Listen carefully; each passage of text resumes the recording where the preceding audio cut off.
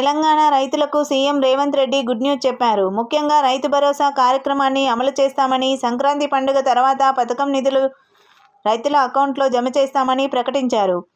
విధి విధానాలను రాబోయే అసెంబ్లీ సమావేశాల్లో నిర్ణయిస్తామన్నారు. బీఆర్ఎస్ నేతలు చెప్పే తప్పుడు ప్రచారాన్ని రైతులు నమ్మొద్దని కోరారు. డిసెంబర్లో అసెంబ్లీ సమావేశాల్లో రైతు భరోసాపై చర్చిస్తామని తెలిపారు. మా ప్రభుత్వం రైతు భరోసా కొనసాగిస్తుంది. మారీచుడు వచ్చి అడ్డుకున్న రైతు భరోసా ఆగదు. డిప్యూటీ సీఎం బట్టి విక్రమార్క ఆధ్వర్యంలో సబ్ కమిటీ వేశామని తెలిపారు. ఉచిత విద్యుత్తు ఇస్తామని చెప్పి ఇచ్చి చూపించాము. అలాగే రుణమాఫీ ఇస్తామని చెప్పి చేసి చూపించామని తెలిపారు. బీఆర్ఎస్ బీజేపీల మారీచుల రూపంలో వస్తారు. ఎవరు ఆందోళన చెందకూడదన్నారు. రాబోయే రోజుల్లో సన్నాహాలకు కూడా బోనసులు ఇస్తామని తెలిపారు. రైతులు నాణ్యమైన సన్నాలు పండిస్తే వాటిని పేదలకే అందజేస్తామని తెలిపారు. పెడితే మేము వచ్చినెంబడే ఆ బకా ఇచ్చినాం. ఇప్పుడు నేను మళ్ళీ రైతులకు మాట ఇస్తున్నా.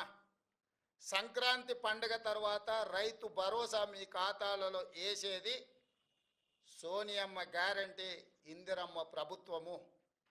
ఏ